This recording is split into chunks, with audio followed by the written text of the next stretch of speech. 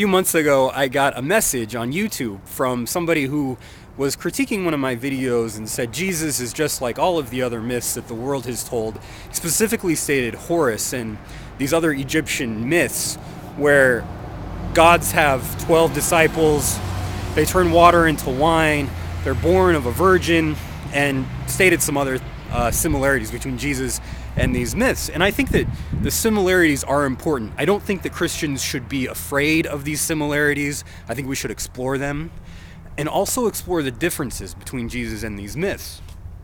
So if atheists want to emphasize the similarities, I think you also have to pay attention to the differences between Jesus and these other myths. For example, Horus has an arch enemy whose name is Set. It's another god. Horus is born into a world of violence, like Jesus is born into a world of violence.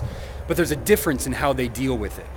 Horus is set up as this good guy, and Set is set up as evil, and they're always in conflict with one another. Now, humans have always looked to the world and interpret it as good and evil. Good things happen and evil happen. Good people, evil people, and we're set up against one another. And they say that since we interpret the world this way, that this must be how the world is meant to be.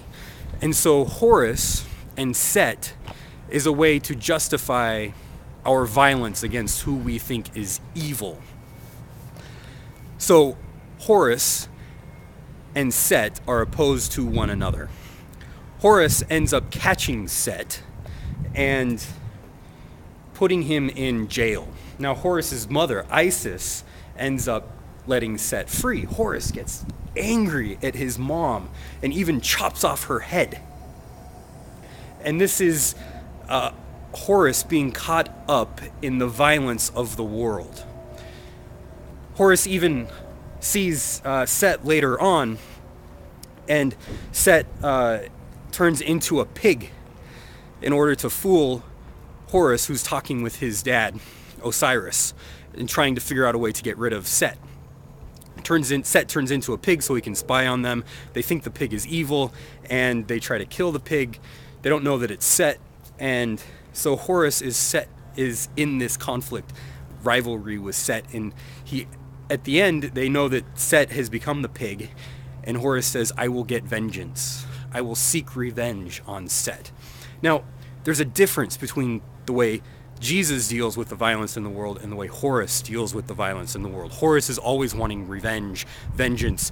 Jesus seeks to heal the world, not by using violence, not by seeking vengeance, but by offering forgiveness.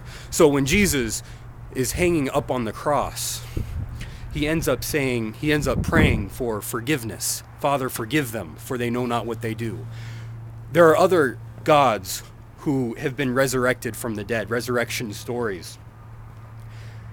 What do? They end up seeking revenge on those who killed them. Jesus comes back to those who betrayed him and said, peace be with you. He offers peace, not vengeance.